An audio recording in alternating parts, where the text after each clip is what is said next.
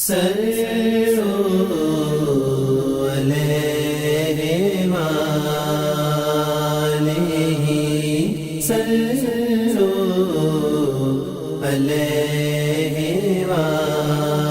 نبی صلی اللہ علیہ وآلہ وسلم ہے،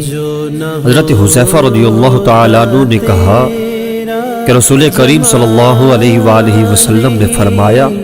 جس کھانے پر بسم اللہ نہ پڑھا جائے اس کو شیطان اپنے لیے حلال سمجھتا ہے۔